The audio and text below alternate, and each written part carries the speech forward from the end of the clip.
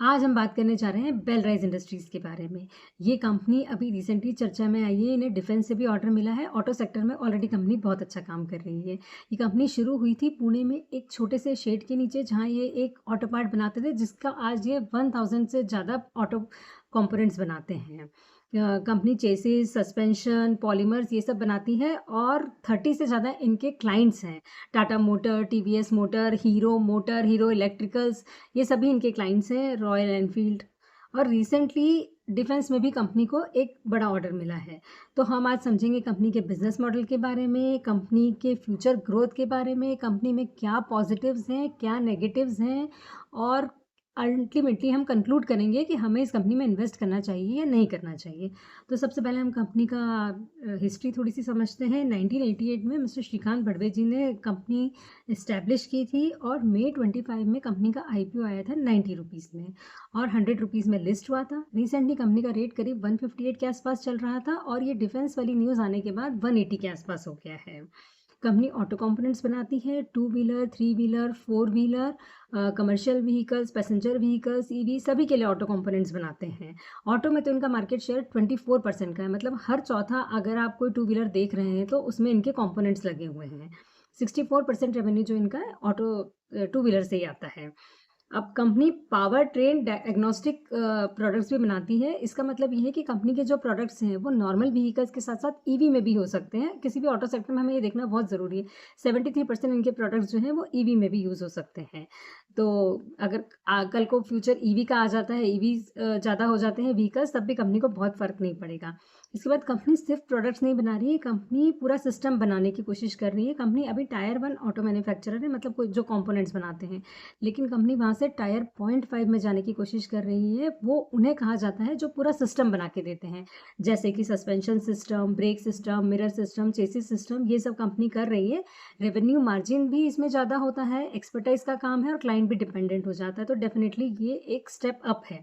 इसके बाद company proprietary products भी डेवलप कर रही है। नॉर्मली जो प्रोडक्ट्स कंपनी डिज़ाइन करती है अपने ऑटो जो मैन्युफैक्चरर हैं उनकी रिक्वायरमेंट के हिसाब से डिज़ाइन करके उनके हिसाब से उनको बना के देती है।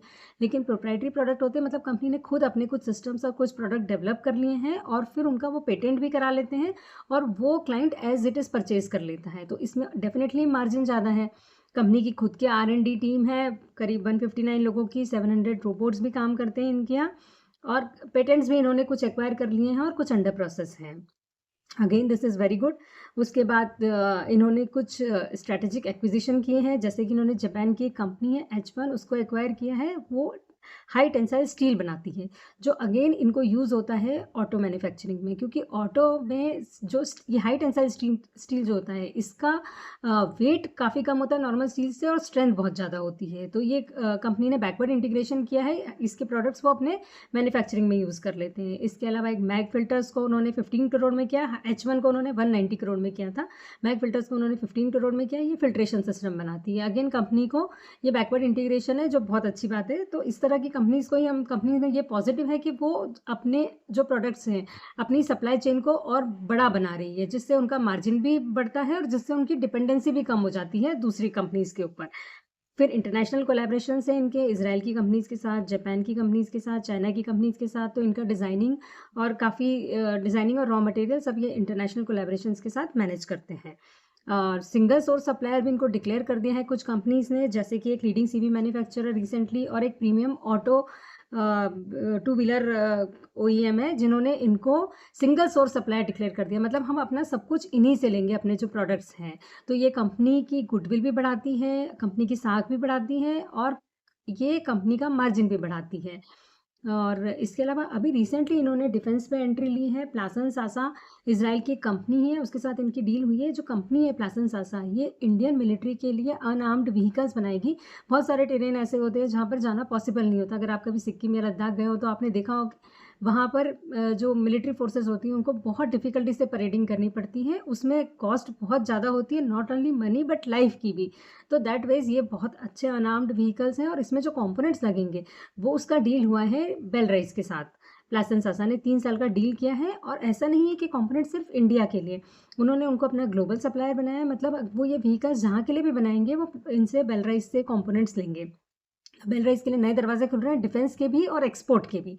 अभी 5% उनका एक्सपोर्ट होता है, तो डेफिनेटली ये एक गेम चेंजर हो सकता है। इससे उनके लिए अगर वो इसको अच्छे से एग्जीक्यूट कर देते हैं तो ये उनके लिए बहुत बड़ा एवेन्यू ओपन हो सकता है, क्योंकि डिफेंस और एरोस्पेस में मार्जिन ऑटो के मुकाबले बहुत ज़्यादा है और डेफिनेटली ग्रोथ पोटेंशियल भी बहुत ज़्यादा है।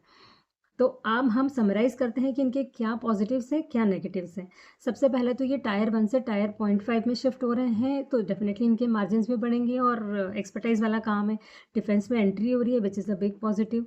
उसके बाद इनके इंटरनेशनल जो कोलैबोरेशंस हैं, अब जैसे H1 को इन्होंने एक्वायर किया तो उसके साथ इनके जापान के क्लाइंट आए हैं। प्लाज़न सासा के साथ इनको इज़राइल के कुछ क्लाइंट्स मिल रहे हैं और प्लाज़न सासा जहाँ भी एक्सपोर्ट करेगा, इज़राइल तो डिफेंस में जाना माना नाम है। इसके बाद आईपीओ फंड, जब इन्होंने आईपीओ लाए थे तब इन्होंने प्रॉमिस किया था कि हम आईपीओ फंड से अपना डेट कम करेंगे, तो इन्होंने एक्चुअली किया। तो ये भी हम कंपनी में एक बड़े पॉजिटिव के रूप में देखते हैं कि कंपनी आईपीओ ऑफर पर सेल के लिए नहीं ला रही है, अपना डेट रिड्यूस करने के लिए ला रही है। तो इंटरेस्ट कॉस्ट भी कम हुई है डेफिनेटली उससे। इसके अलावा इनका प्लान है 800 करोड़ का कैपेक्स करने का अगले 2 सालों में, तो उसके नतीजे हमको आगे देखने को मिलेंगे। अभी इनके 18 फैसिलिटीज़ हैं और ये अपनी फैसिलिटीज़ को ओईएम्स के नज़दीक, मतलब जो इनके बायर्स हैं, जो ऑटो मैन्युफैक्चरिंग कंपनीज़ हैं, उनके नज़दीक ही रखते हैं, जो स्ट्रैटेजिकली काफ़ी अच्छा मूव है।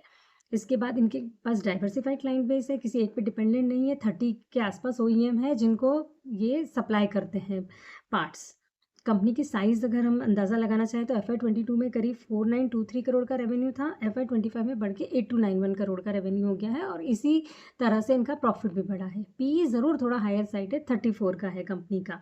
अगर हम कंपनी के नेगेटिव्स देखते हैं तो सबसे पहले नेगेटिव ये है कि अभी इन्होंने 6% स्टेक सेल किया था प्रमोटर्स ने। प्रमोटर्स का होल्डिंग 73% के आसपास है, पर उन्होंने 6% स्टेक सेल किया था। तो उसके लिए उन्होंने एक्सप्लेनेशन दिया प्रमोटर्स ने कि जब वो आईपीओ आया था तब उन्होंने प्रॉमिस किया था कि बेल राइस की जो दूसरी कंसर्न्स हैं उनको सबको मर्ज करेंगे वो, और मर्ज करने के बाद उनका ये 75% से ज़्यादा हो जाता होल्डिंग, जो सेबी के रूल्स के हिसाब से नहीं रख सकते हैं। तो उन्होंने इसलिए अपना स्टेक बेचा है और ये स्टेक भी म्यूचुअल फंड्स ने ही खरीदा है। 5.67% करीब एसबीआई ने और कुछ ब्लैक रॉक ने खरीदा है, तो ये उतना नेगेटिव नहीं है। इसके अलावा पी ज़रूर थोड़ा हायर साइड है, 34 का पी है, जबकि इस कंपनी का अगर हम मीडियन पी चेक करेंगे तो 25 के आसपास का ही रहा है। तो ये अभी ये सारा न्यूज़ आने की वजह से थोड़ा सा ओवर प्राइस्ड है, क्योंकि न्यूज़ तो सारी फैक्टर इन हो गई है स्टॉक में। इसके अलावा एग्जीक्यूशन का रिस्क है कि कैसे ये सारे अपने ऑर्डर्स को एग्जीक्यूट करते हैं, अगर उसमें कोई इशू होता है तो दैट कुड बी नेगेटिव। इसके अलावा रॉ मटेरियल के लिए थोड़ा सा डिपेंडेंट है, तो ग्लोबल टेंशन और इन सब का जो थ्रेट नॉर्मल ऑटो सेक्टर पे रहता है वो सब तो है ही है। तो ऑल इन ऑल अगर हम देखा जाए तो ये एक अच्छी कंपनी दिख रही है, अच्छे से ग्रो कर रही है, क्योंकि स्टॉक मार्केट में बहुत सारे बहुरूपिये भी हैं। तो ये हमारा काम है कि हम सिलेक्ट करें कि कौन सच में अच्छा काम कर रहा है या नहीं कर रहा है। तो कंपनी ओवरऑल अच्छा काम कर रही है, प्राइसिंग थोड़ी सी ज़्यादा है। बाकी आप अपने एडवाइज़र से पूछ के अपने कंफर्ट के हिसाब से एंट्री ले सकते हैं। हमारी अभी बाय सेल की रिकमेंडेशन नहीं, बट हमने आपको कंपनी का पूरा डिटेल एनालिसिस दिया है कि कंपनी क्या कर रही है, और इसके आगे आप कोई न्यूज़ देखेंगे तो आपको डेफिनेटली वो समझ में आएगी। अगर आपको हमारा एफर्ट अच्छा लगा है तो लाइक करिए, सब्सक्राइब करिए, और आप किसी स्टॉक के बारे में जानना चाहते हैं तो कमेंट करिए। Thank you.